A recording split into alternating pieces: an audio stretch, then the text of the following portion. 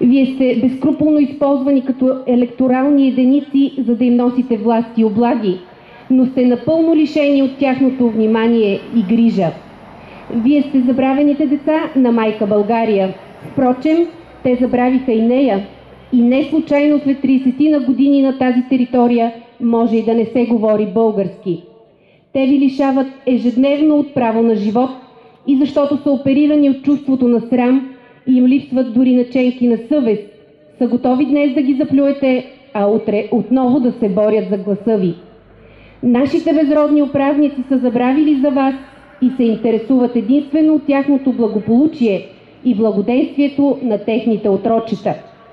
Преди година и половина правителството, президента и Народното събрание ни излъгаха безсрамно, гледайки ни в очите. Има ли по-отвратителен акт на бездушие и омраза към собственият ти народ? Възможно ли е да съществува подобно лицемерие у хора, които заемат най-високите властови позиции в държавата? Що за лидери са това? Изедници и паразити. Да ви припомняме ли, че миналата година искаха да ни откраднат и водата за пиене и да я подарят на техния кръг от фирми, които печелят милиарди за тях? Към кого да се обърнем днес и от кого да искаме решение, когато срещу нас стоят лъжци? От кого да искаме справедливост и защита? Кой гарантира нашите права в нашата държава? За какво и на кого плащаме данъци и държавни такси? Тук има медии. Ще ни чуе ли някой от тях? Ще стигнат ли с нас до края на пътя или безропотно ще сведат глави пред онези, които им дават тлъсти държавни поръчки и ще отразят нашия вопъл с 20-секунден репортаж в края на информационната емисия? Ей, хора! Тук ежедневно умират невинни българи. На заколение сме, а на никой не му пука. Позор! Европейска държава ли? Съграждани, братя, ето какво ви предлагаме.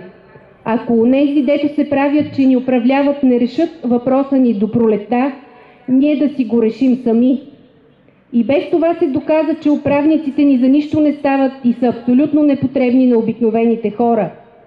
Събираме пари, купуваме асфалт и абсолютно самостоятелно и без да вземаме разрешение от който и да е апаратчик, си изграждаме легнали полицаи.